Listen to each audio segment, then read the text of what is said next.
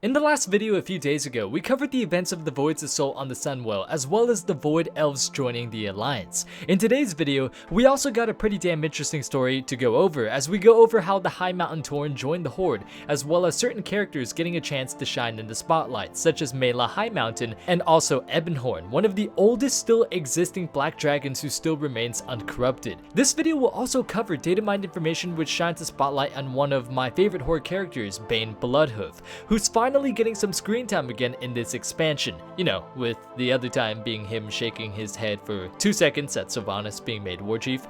With the launch of the PTR, there's been tons of information which have been data mined, which will go over the events that take place through either a quest line or a scenario in patch 7.3.5 that showcases the inevitable threat of the Void, as well as explaining how the Highmountain Tauren joined the ranks of the Horde. If you guys want to see the complete block of text for yourself, then the complete page showcasing all of the data mined information will be available in the description down below. But in case you guys don't want to read it for yourself, then I will go ahead and summarize it for you in this video. So for what we can see, a past threat is arising. Ulganeth, an age-old general of the Void, has had his powers suppressed by Hone Highmountain in the past. And since Hone and his forces were unable to kill the old god general, they instead erected wards to suppress its powers, and these wards were guarded over by Ebonhorn. However, things take a turn for the worse when Ebonhorn leaves Highmountain to attend a feast in Mulgore, which he was invited to by Bane.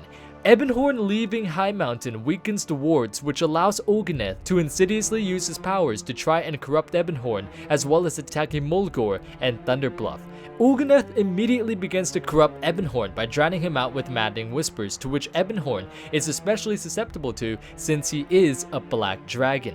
Ebonhorn is immediately rendered incapable of fighting and simply whispers to Mela, the pools, which I believe he's referring to the pools of vision in Thunderbluff. After we, alongside Bane, manage to defend Mulgore from the threat of Ulganeth, we take Ebonhorn to the pools, which calms him down but does not completely heal him.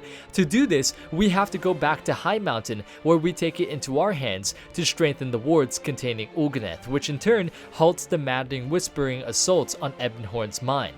With Ebonhorn's mind now stable, we, together, travel to Highmountain Summit to defeat the old god general and put an end to the threat. However, upon arriving, Ulganeth calls Ebonhorn a child of darkness, referring to the corruption which has been ever so present within the Black Dragonflight in the past. But Bane is confused by this because at this point in time, he does not realize that Ebonhorn is a black dragon. He just thinks that he's a regular Highmountain Tauren. Not yet revealing this to Bane, we start our encounter with Ulganeth, who begins trying to weaken Ebonhorn's resolve by stating that he will bend to the Void, just like Neltharion, Deathwing.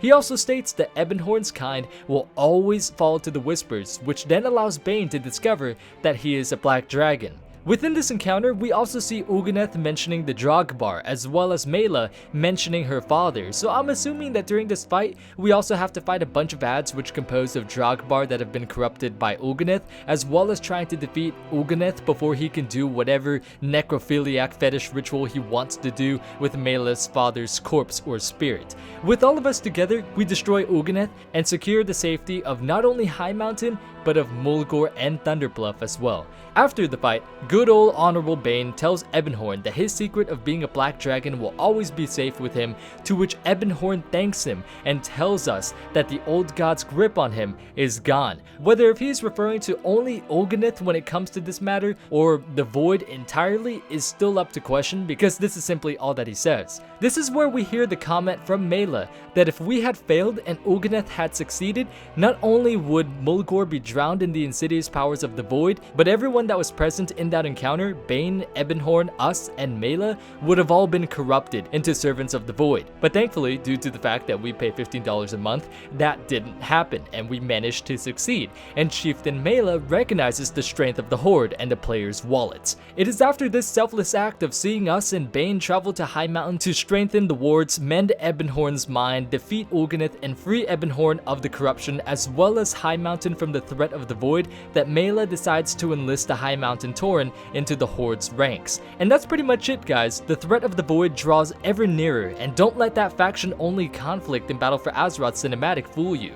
The Void is going to be coming. Once again, guys, if you did enjoy the video, make sure you hit the notification bell next to the sub button so you can stay caught up with the channel. And once again, guys, thank you so much for watching, and until next time, I will see you all later.